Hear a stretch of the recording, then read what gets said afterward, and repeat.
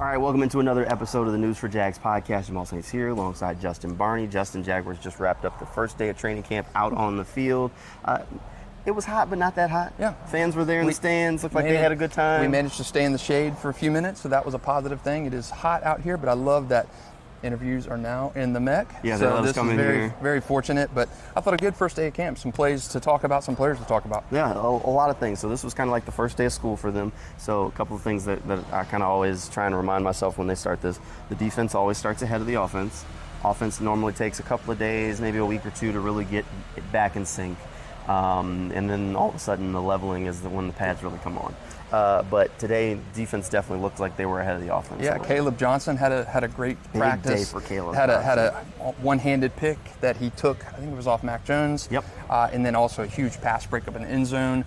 Very good one there. And then I thought overall the defense played very well. Trevor threw a pick to Ronald Darby. I thought Ronald Darby played well. So Jarian Jones had a nice pass breakup in the end zone. Yep. So some really good defensive standouts today for me. And I talked to Jarian Jones after practice, and he said, I should have intercepted it. He said that's why he gave himself a B on the day.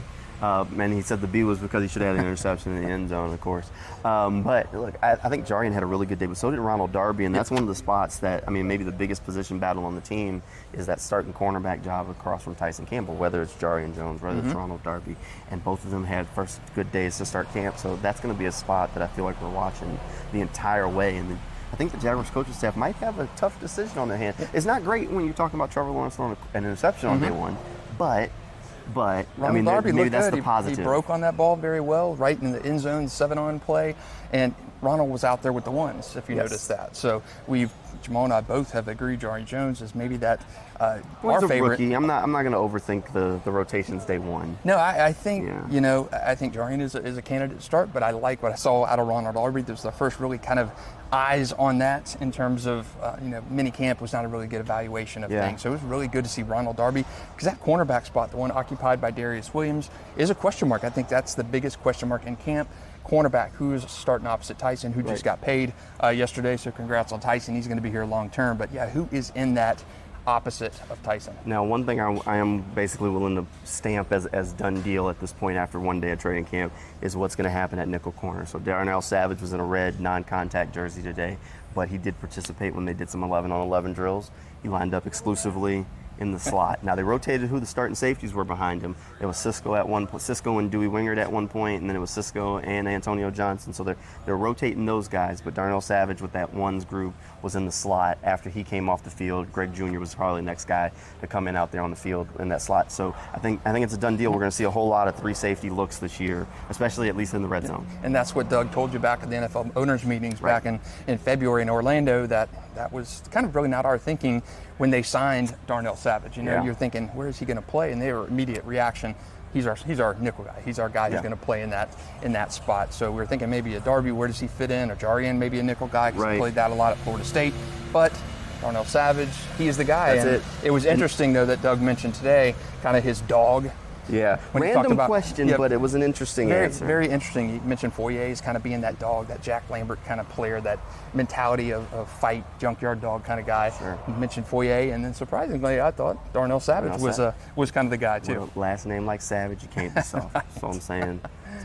All right, let's do play of the day and player of the day. Play of the day for me has to be Austin Trammell.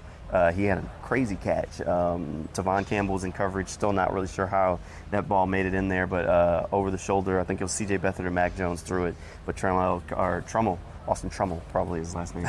I did not see that one, but for me, it's got to be a Caleb Johnson. He had a one hand, he deflected a Mac Jones pass with one hand and reeled it in. It probably wouldn't have been a pick six, but it was a beautiful play, and I thought that was one of his standout plays today. He also had that pass breakup in the end zone. Brian Thomas Jr. almost made a beautiful end zone diving snag. Couldn't hold on to that, but really, I thought defense, to me, those are the standout guys. Brian Thomas Jr. kind of had a rough day. A couple of drops along the way. There was one during 7-on-7, back of the end zone. Trevor gets him the ball, should have been a touchdown. And you hear the crowd. You hear the crowd. They were ready to explode, and you just hear the awe. But it's the first day of work for him too. No reason to wave that red flag just yet.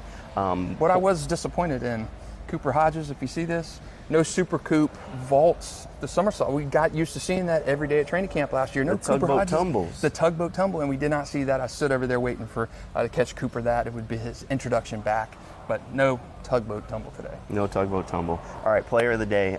For me, I think it's your guy, Caleb Johnson. Yep.